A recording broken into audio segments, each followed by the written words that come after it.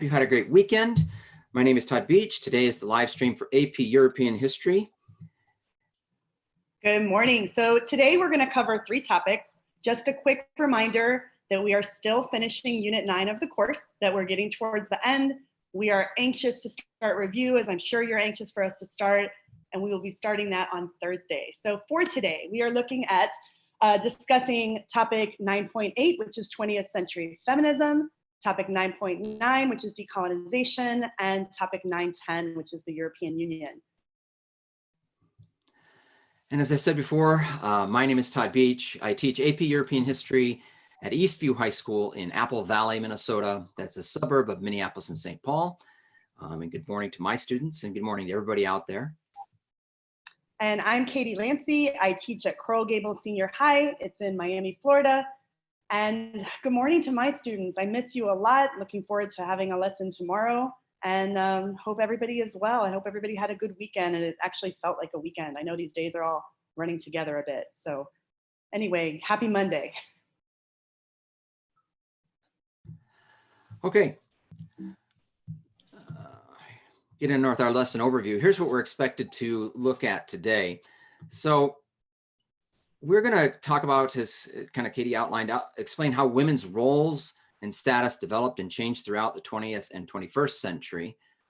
The next one is to explain the various ways in which colonial groups around the world sought independence from colonizers in the 20th and 21st centuries, the decolonization.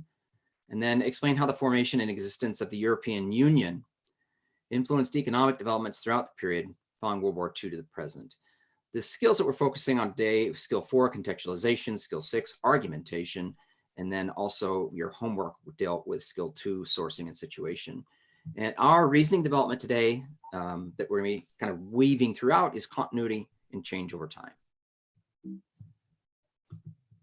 That's great. So Todd and I continue to be so impressed with the work that you're turning in. We are going to try to gear most of that work towards actually all of the work towards what you're going to see on this exam on May 13th. And of course, now that we know it's a DBQ, we'll be looking at primary sources. I'm super excited, and Todd will tell you a little bit about this at the end, that on Fridays, we are going to have full modified DBQs for you to practice with, hoping that you'll do them under time situations so that you can get a real feel for what this exam is going to look like in May. So again, we're super impressed with all the work that you've been turning in. And on Friday, I left you with a document that you can see on the screen now. And it was an open letter from Polish intellectuals that had been read on Polish language radio, broadcast from Western Europe. And I asked you to talk a little bit about the sourcing for the skill that you need to do on the DBQ. So I'll look at some great examples that you guys turned in. Again, these are really, really nice examples, and we were super impressed. So from Delaney from Franklin High School in Tennessee, Delaney did purpose and wrote, "This letter is intended to encourage the participation of Poles in social activism during a time of strike and political turmoil in Poland. After the sharp increase in price of food and other goods, demonstrators of protest broke out among workers in the country who believed that they were being unfairly treated and that the official trade unions were not working to benefit the working people. This open letter was created by Poles for broadcasting to a large audience of Poles in an attempt to gain more support for the protests." So really nice example of purpose and well explained throughout the whole letter. All right, Todd, can you go to the next slide? Perfect. So audience, this is from from Nathaniel from Catalina Foothills High School in Arizona. Audience, the audience of this document is the Polish masses, everyday normal Polish peoples. This is evident from the fact that this was A, written in Polish, and B, broadcasted on Polish radios. The invention of the radio was a key development in mass communication. The intended audience of this document is important because the author of this letter definitely knows who the audience is. So in essence, these authors are encouraging and supporting every Polish person to stand up for themselves, go on strike, or make an outburst of social discontent to solidify Polish reforms. It's a really nice, thoughtful look at who the audience of this document might have been intended for. Okay, from Molly in Millbrook High School in New York. Molly did point of view and wrote, The point of view of this letter is that of educated Polish people. These intellectuals have the knowledge of other forms of government and are able to make an educated decision that Poland is in need of a better form of government. Using their knowledge, they believed Poland needed a government that would allow people's voices and opinions to be heard in a more productive way, as opposed to the outbursts that Poland was experiencing. So Molly really kind of honed in on the fact that these were intellectuals that wrote this document. And I think that's a great job for Molly for point of view. And last but not least, and I hope that Todd doesn't get upset for me picking one of his students, but this is not the first time I have seen Thor from Eastview High School in Apple Valley, Minnesota, write a really excellent response to our homework. And I did see one of my students do an excellent response, but I thought that Thor needed to be acknowledged because this was just awesome. The historical situation of this document is the rule of the Soviet leader Brezhnev, taking an aggressive stance with the Brezhnev Doctrine, in which he declared that the Soviet Union could use military force to preserve communism in Eastern Bloc countries. Brezhnev frequently ignored human rights and did anything to keep control over the satellite states of the USSR. This is clearly shown in the document, and it is noted that outbursts of expression are dangerous, alluding to the oppression of the freedom of speech, among other injustices. This oppression set the stage later for Gorbachev's reforms, which would lead to eventual independence for Poles, all due to the trade union solidarity, which was undoubtedly suppressed during Brezhnev's reign. So we've got like a little bit of historical situation at the beginning throughout that whole long response that is super excellent. So Thor, you must have a really good teacher. Oh, I don't know about that, but thank you for acknowledging him, Thor. And really nice response, Thor, as well. So no, that's really kind. Turned in. First of all, I loved his name. So I noticed him a couple times when I've been reading, and they're just awesome. So I thought we should acknowledge him. Yeah, well, thank you. And I'll thank you for him too. All right, we'll get started with our lesson today. And we've been, these last two, especially the end of 8 and all of 9, 9 is a lot of back and forth throughout the century.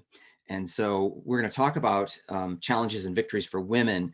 And Katie had done some stuff on women in the first half of the century and the changes they were going through up through the war. And now we're going to kind of pick up that narrative a bit here. And so you take a look at the image first. This is Simone de Beauvoir. She's a French writer, existentialist philosopher, feminist, social theorist. And this is her pictured at her home in Paris in 1976. So we'll talk about this feminist movement, the arrival of the arrival of a diverse and widespread feminist movement devoted to securing gender equality, genuine gender equality, and promoting the general interests of women arose out of changing patterns of motherhood and paid work.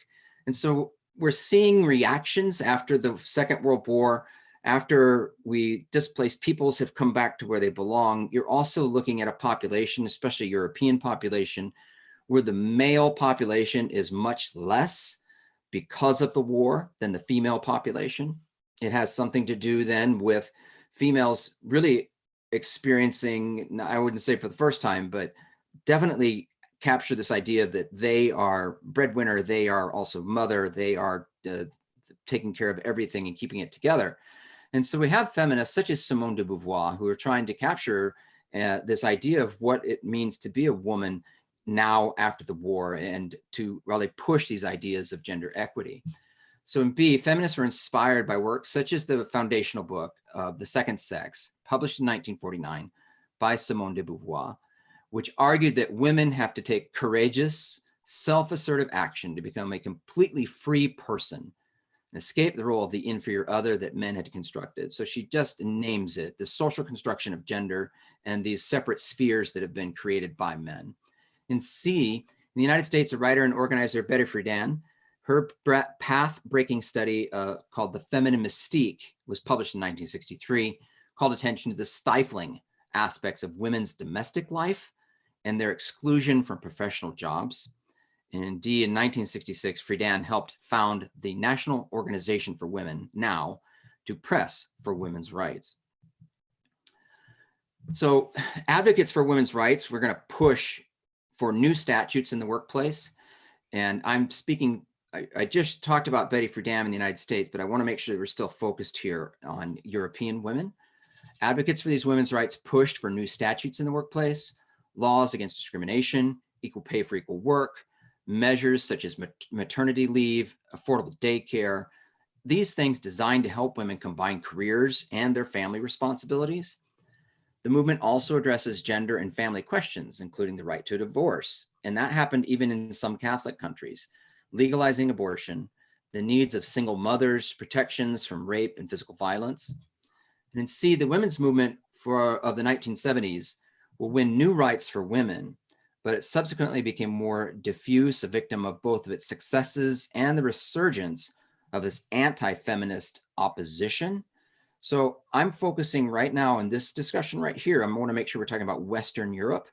And you do see generally anytime in history there is one push for some type of advocacy, there is an anti-push back, and that's certainly occurring for women in the 1970s. Let's take a look and focus now on Eastern Europe and women in the Eastern Bloc. Take a look at this image. It's a view into the Assembly Hall of a World Congress for International Women's Year in East Berlin on the 20th of October, 1975.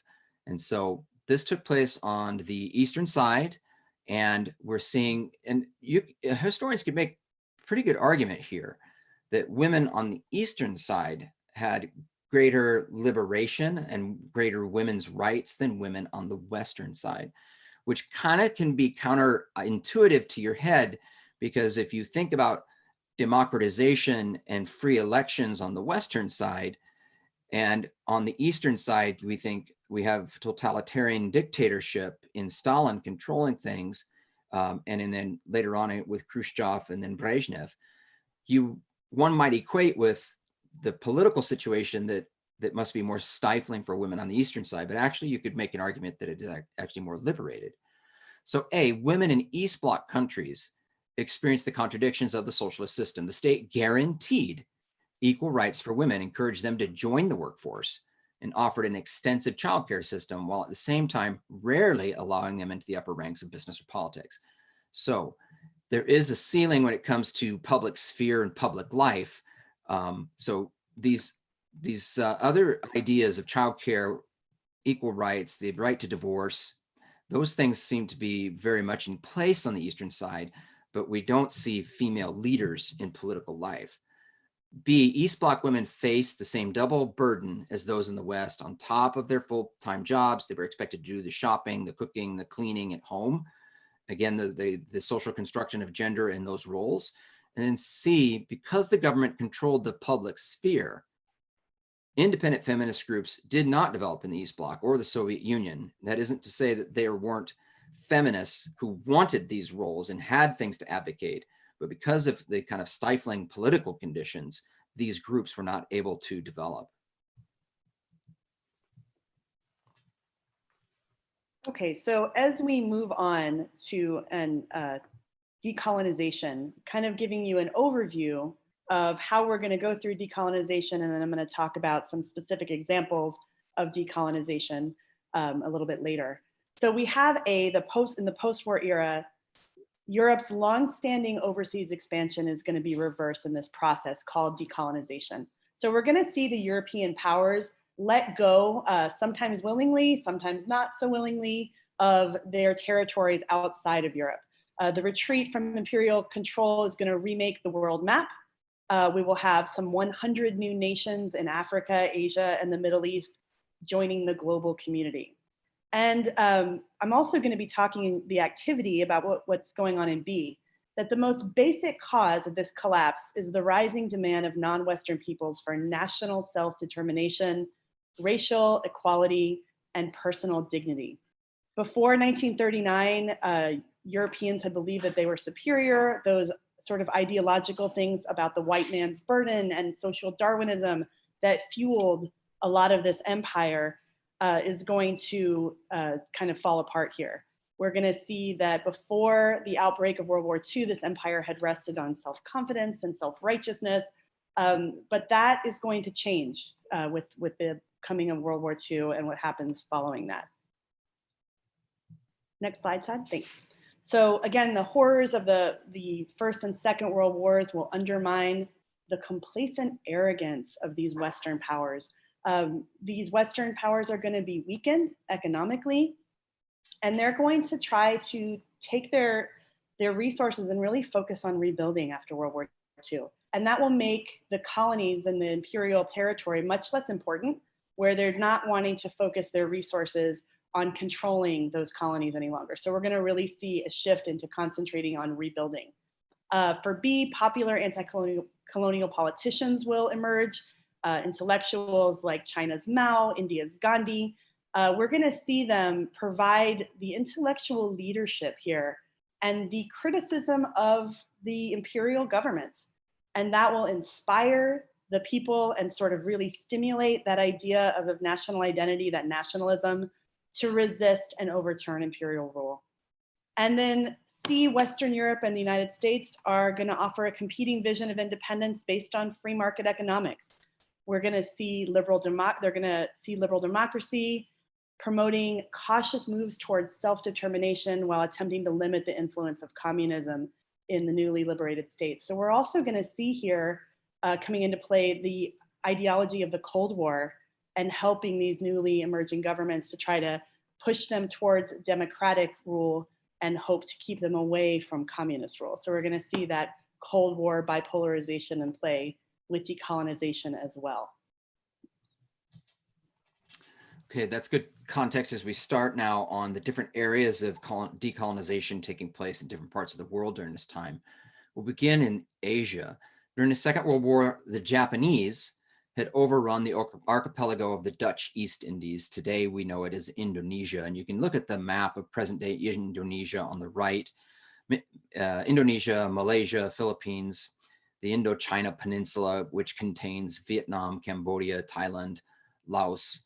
And so these Western, they were working to get independence from Western control.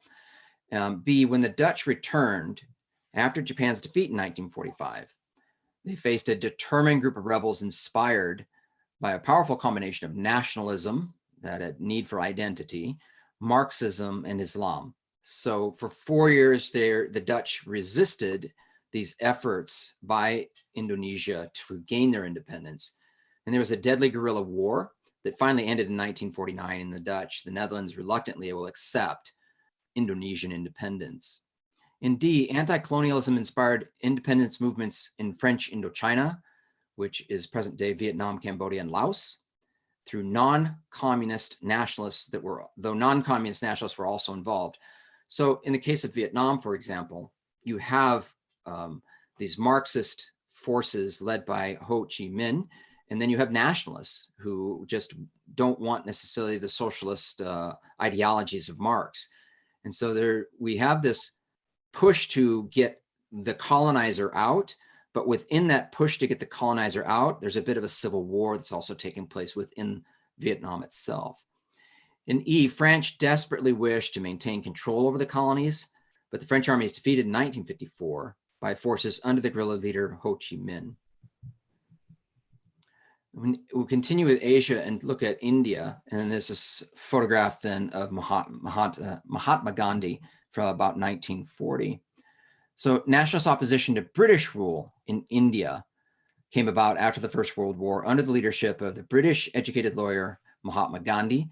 In the 1920s and 30s, Gandhi built a mass movement by preaching nonviolent or non-cooperation with the British.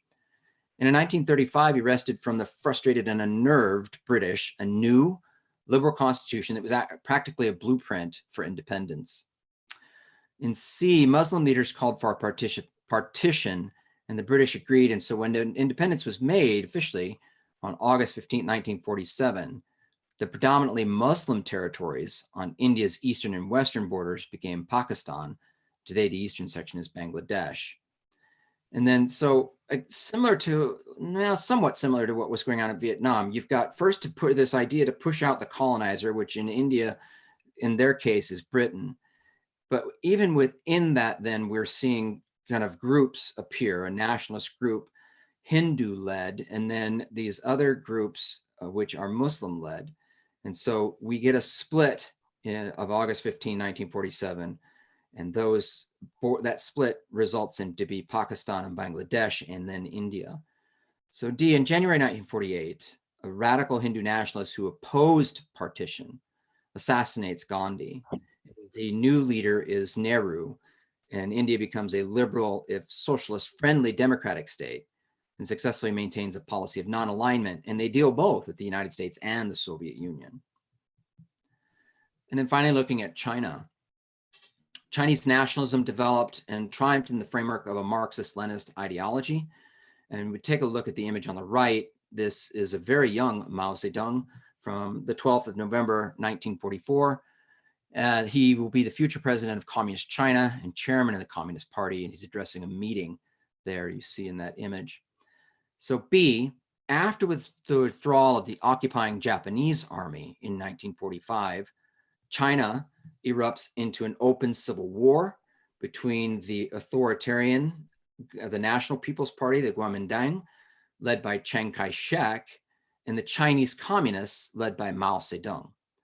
So Mao Zedong and the Chinese communists, they're going to win support of the peasantry by promising to expropriate the holdings of the big landowners. And that means to take those holdings, and if we communist them, we make them cooperatives. And the holdings of big landowners, and the tougher, better organized communists then forced the Kuomintang to withdraw to the island of Taiwan. And so you have your nationalists that leave China and go to the island of Taiwan, and your communists who stay in China. Even today, Taiwan is still considered under the Chinese flag, and it gets really tenuous a bit because it's not like other governments can necessarily recognize Taiwan, because then you are dealing with the political fallout of recognizing an independent Taiwan and China still claiming that Taiwan is a part of their country. So even in simple things like you watch the Olympics, and Taiwan is actually called Chinese Taipei as a country, if you will. So an acknowledgement that there's still this China serving as a minor overlord, I guess. And then D, Mao and the communists united China's 550 million inhabitants in a strong centralized state. They expel foreigners. They begin to build a new society that adapted Marxism to Chinese conditions. And they bring in a very repressive Stalinist-style government to the Chinese people. That will change over time, but that is certainly what took place in the 1950s and moves on to the 60s until the very early 70s. Okay, so for our activity today, I wanted to give you a couple of primary sources and have you think about what you're going to be doing with primary sources as we move towards doing a full document-based question on Friday. Knowing that we are going to, I'm so excited to be giving you these full document-based questions that Todd's going to talk about, but we're going to start just today with a couple of documents. And the first one we have is by Lumumba, who is the president of the Congolese National Movement. This is a speech given at the Assembly of African Peoples, which is an international pan-African conference. And it was sponsored by the prime minister of the newly independent Ghana in 1958. So I'll just read, it's a little bit of a long document, but I wanted you to kind of get the sense of what the argument is, since we're going to be talking about decolonization in Africa in a minute, and Todd's already spoken about other areas when we look at our visual. So read along with me. The winds of freedom currently blowing across all of Africa have not left the Congolese people indifferent. Political awareness, which until very recently was latent, is now becoming manifest and assuming outward expression, and it will assert itself even more forcefully in the months to come. We are thus assured of the support of the masses and of the success of the efforts we are undertaking. Among these factors, the most important are colonialism, imperialism, tribalism, and religious separatism, all of which seriously hinder the flowering of a harmonious and fraternal African society. We are particularly happy to see this conference has set as its objective the struggle against all the internal and external factors standing in the way of the emancipation of our respective countries and the unification of Africa. This is why we passionately cry out with all the delegates, down with colonialism and imperialism, down with racism and tribalism, and long live the Congolese nation, long live independent Africa. So we are looking at this document for the argument that Lumumba is making, and at the idea that this intense self-identity and nationalism is something that's fueling this kind of course for independence that we're going to see in decolonization.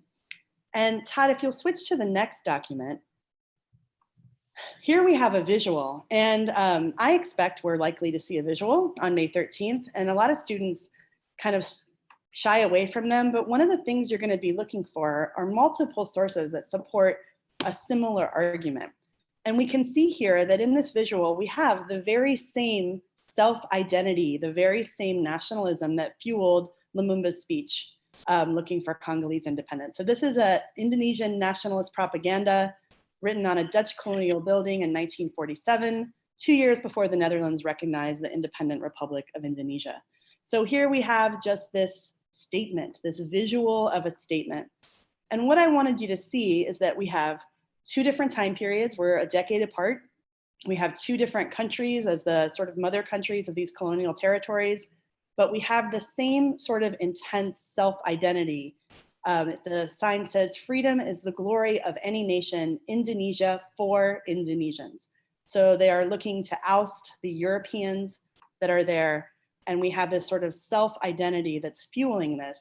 And that's something that DBQs are looking for you to do. They're looking for you to put arguments that are there, even if the argument's in a visual, and I know that sometimes students struggle with those, together as evidence. So I wanted to just show you a couple examples in our activity today. Both those are great documents, Katie. And just to clarify for students and for teachers who are listening, your modified DBQ, that 5-document DBQ, will contain one visual. I was looking over the exam specs this weekend. So we'll have 45 minutes, but it will have one visual. So that visual could be an image like Katie has shown you here, a photograph. It could be a political cartoon. It could be a table, a statistical table of sorts.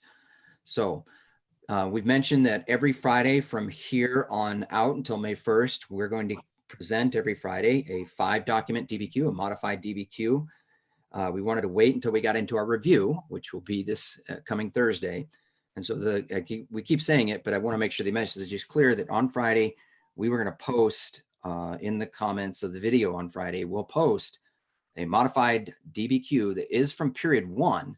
So even if your teachers are trying to put together DBQs, there are not a lot available from period 1 because we weren't allowed to test a DBQ from period 1 in the past as part of the specs. But with this modified version of the exam, unit 1 becomes fair game. And so we spent the weekend putting together one for you, and that will be presented to you on Friday. So really good job of those two sources. And I'd never seen this image of Indonesia before, so that was great. We're going to return to our narrative about decolonization and look at independence and conflict in the Middle East. After the war, the French League of Nations, the mandates that the French had in Syria and Lebanon will collapse during the Second World War. Saudi Arabia, Transjordan had already achieved their independence from Britain.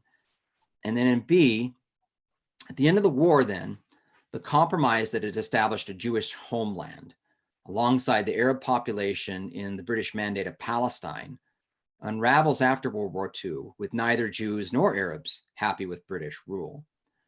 So in 1947, the frustrated British decided to leave Palestine because it had been their colony. Now they're leaving, and the United Nations voted in a non-binding resolution to divide the territory into 2 states, one Arab and one Jewish. And so if you look at the image on the right, and the first map that is, you see in 1947, that is the United Nations partition plan for this area of Palestine and Israel.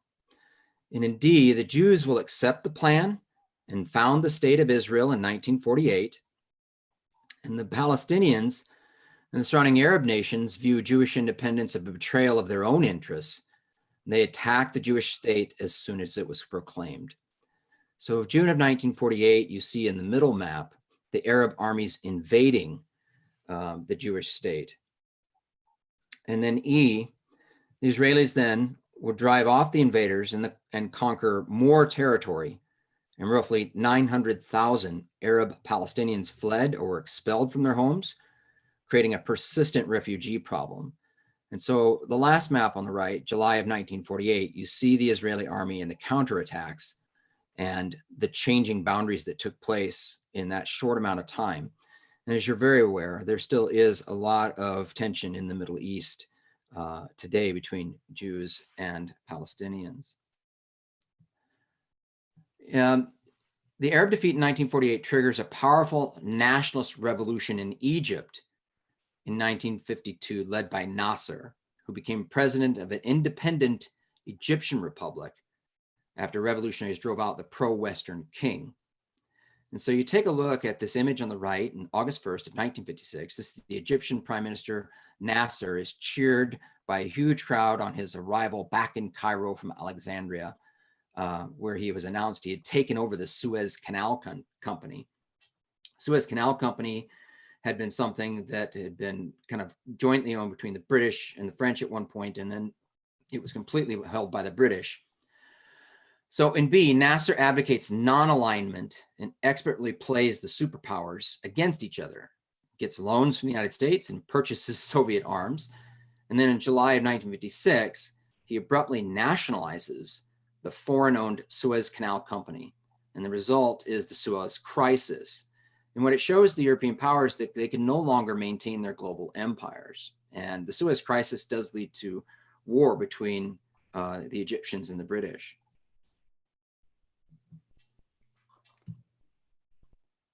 All right, so for decolonization in Africa, if you take a look at the cartoon that I have there, and I am very sorry, I searched to try to find the source of this cartoon and I couldn't find it. So maybe like some of the other things we've done, if you are listening out there and you know the source of this cartoon, I'd love to hear from you. But I think it's pretty obvious what's going on in the cartoon. We have Africa there in shackles and the independence movement trying to break those chains. And so as we look at this, we see that that idea that came up after World War I with President Wilson in his 14 points really talked about national self-determination.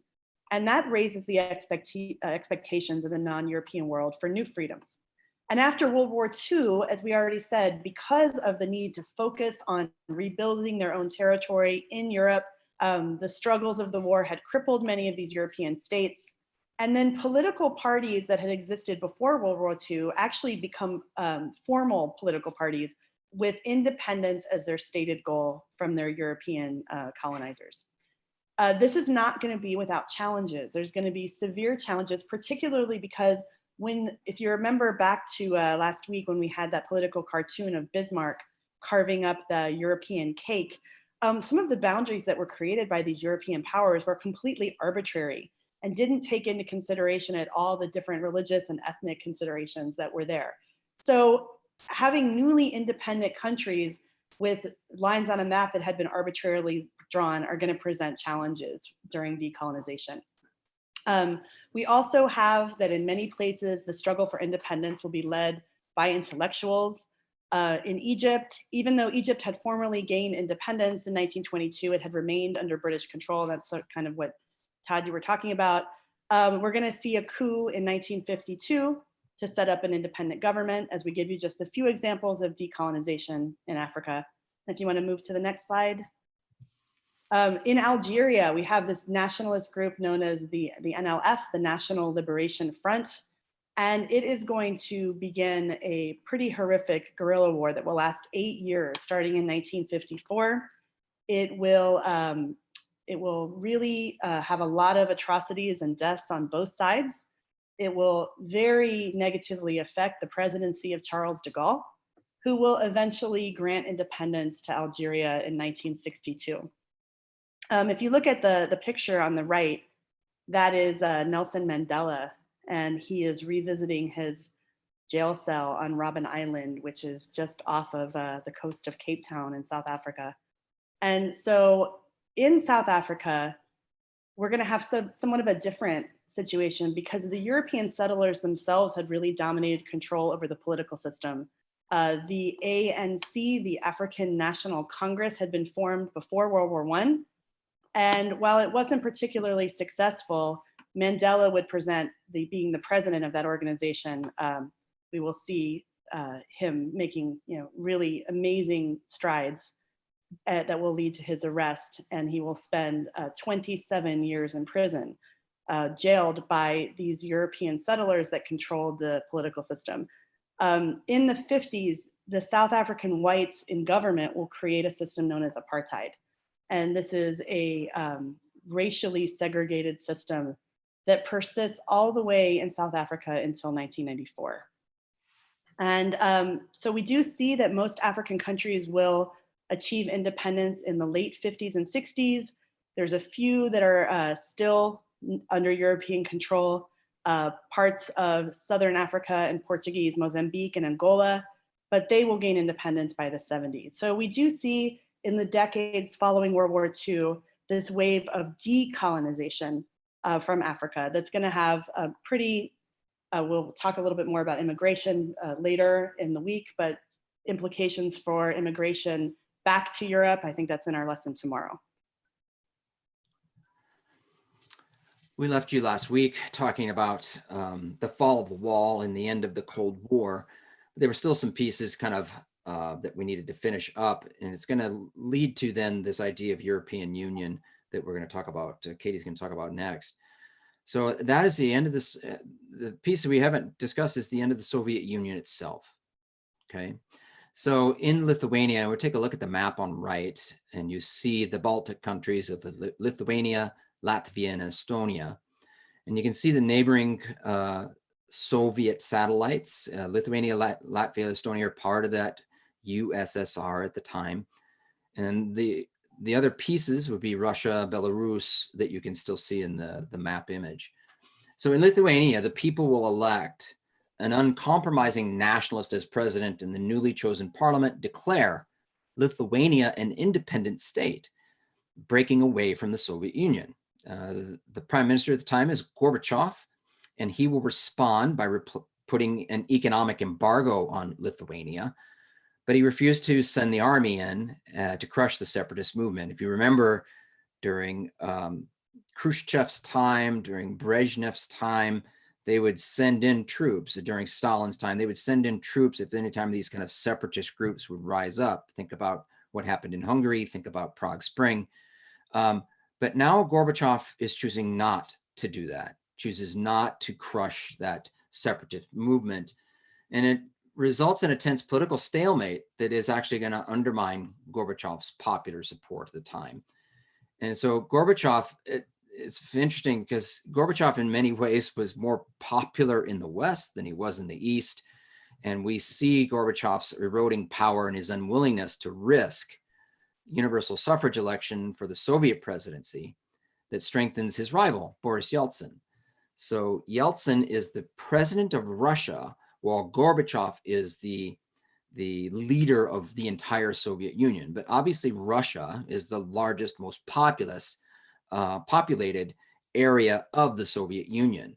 And so now Boris Yeltsin is seeing great political strength, and he's going to embrace the democratic movement. And after he is elected the parliamentary leader of the Russian Soviet Republic in May of 1990, he will boldly announce that Russia will put its interests first and declare itself independent from the Soviet Union. Now, when Russia leaves, you're going to see the other satellite states go, well, if he's going to go, we can all go. Gorbachev tries to save the Soviet Union with a new treaty, linking the member republics in a looser, a more freely accepted confederation. But 6 of the 15 Soviet republics reject his plan, and everything is starting to crumble now. And then in August of 1991, there are some communist hardliners that are trying to put this all back together. They are of the mind that, you know, we should have just crushed these rebellious states to begin with. We didn't do it. It's because of Gorbachev. And so Gorbachev is going to be kidnapped. I mean, he's in his home, a dacha in the Crimea. And so he's put under house arrest. And his family in the Caucasus, and they try to seize the Soviet government, but the attempted coup will collapse in the face of massive popular resistance that rallies around Yeltsin. It's so interesting because I remember those days, and the news would come on and they'd say, we're hearing that Gorbachev is ill. That was kind of the first thing that was coming out of Russia at the time. And everybody's like, what are you talking about, ill? Because, you know, you saw him on TV and he was healthy and he's fairly young. And then over the next hour to the half hour, the information leaks that it's actually a coup, that he's actually under house arrest. The Yeltsin then defiantly denounced the rebels, and he stands on top of a tank that was in central Moscow. He climbs up on top of this tank, and and he declares the rebirth of Russia, and he gets the support of the army. Gorbachev is then rescued and returned to power as head of the Soviet Union. But what is the Soviet Union at this point? Because clearly you can see from the image, the coup has failed, and that was going to be whatever the Soviet Union was. Yeltsin and Russian nationalists are prevailing. And then in C, we get an anti-communist revolution that swept Russia as Yeltsin and his supporters outlaw the Communist Party and confiscate the Communist Party's property. So in D, Yeltsin and his democratic allies declare Russia independent. They withdraw from the Soviet Union, as did all the other Soviet republics, and it's renamed the Russian Soviet Republic, the Russian Federation. One of Gorbachev's last acts, he does officially resign, which then marks the end of the Soviet Union.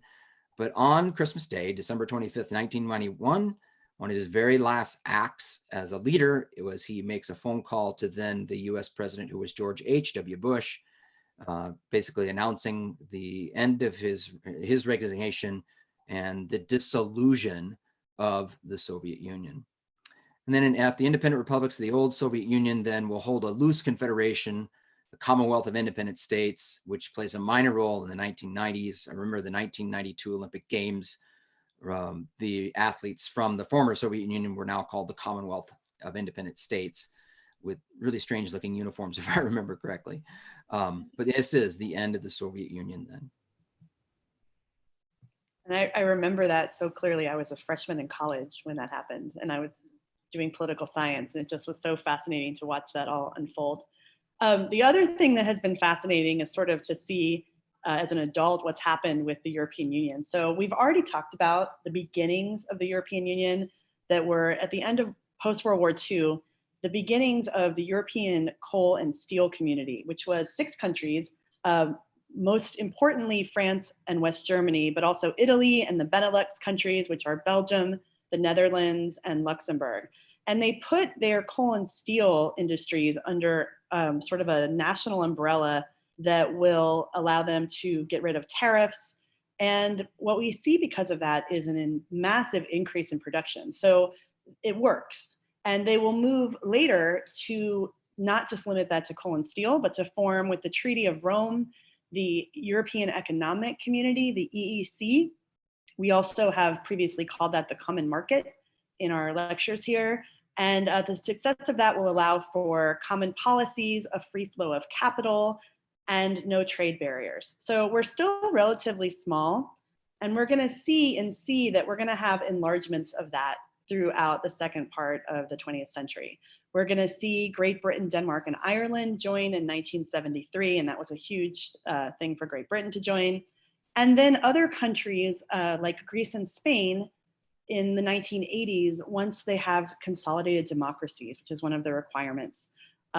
We will see, as Todd was just talking about, the collapse of the Soviet Union, we will see some of those Eastern European countries that kind of did that wave in 1989 of breaking away from Soviet control, joining later, again, when they've consolidated their new governments after the fall of communism. And then in 1991, we have the Maastricht Agreement, and it's signed adopting the euro. It's going to create the EU, adopt the euro as currency, and this will have initial economic prosperity. We're going to see, since that happened, sort of the financial crisis in 2007 and 2008, we did have challenges where some of those countries had to adopt austerity programs with countries like Germany, now the reunited Germany, focusing on making sure that they are able to hold up the power of the euro. And then I think it's important to talk about the fact that we've also had challenges where we've seen countries have a desire to leave the EU. And I think it's really notable to talk about Brexit, since it was officially happened this year.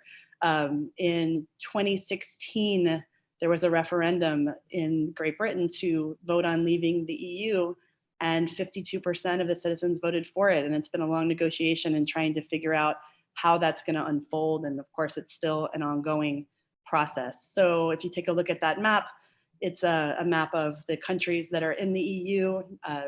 There's a little more complication, the countries that are in the Eurozone that take the euro, but we see now a former member, if you can see the UK there in pink. And this continues to be an ongoing thing where nationalism is still playing a role. So, but we definitely saw that progression towards economic integration that starts after World War II and is continuing today. It's going to be really interesting to see with Brexit now and economies in the state that they are because of COVID-19 to see how that plays out in the UK. Okay, so our key takeaways today, we wanted to talk to you about women's roles and status, how that developed and changed. Oh my gosh, Katie, I think this is supposed to be your slide. I'm sorry. Oh, okay, no problem. So we're also talking about colonial groups and how those groups sought independence from their colonizers in the 20th and 21st centuries, and then talk about the formation of the EU and how that process happened and how it influences developments through the period World War II.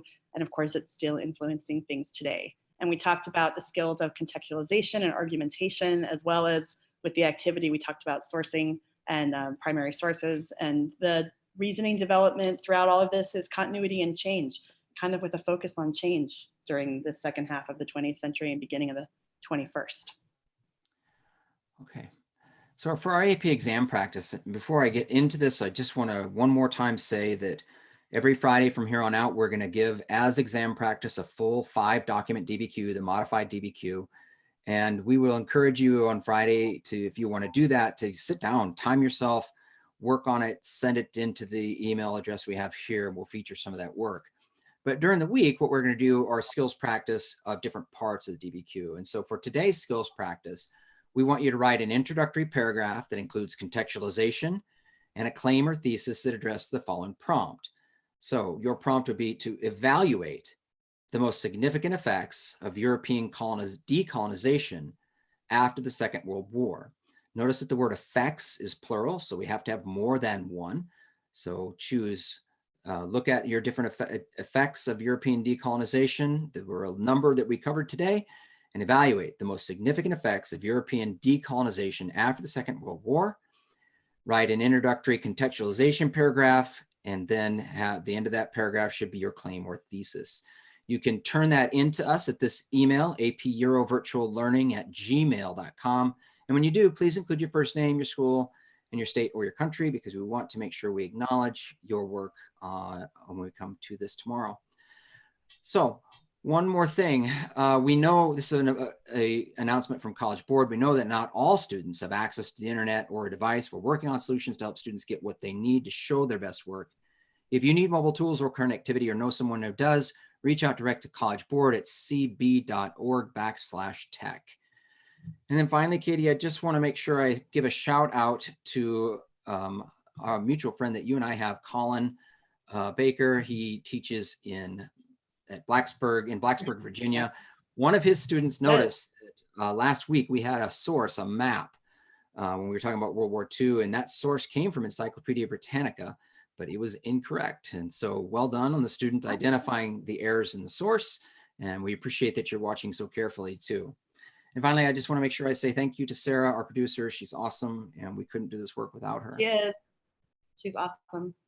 Have a great afternoon. We look forward to seeing some of your context and thesis, and thank you to continue providing us with your information. We love showcasing you. So, and shout out to my students. I miss you so much. You guys have a great day. We'll see you tomorrow. Bye-bye.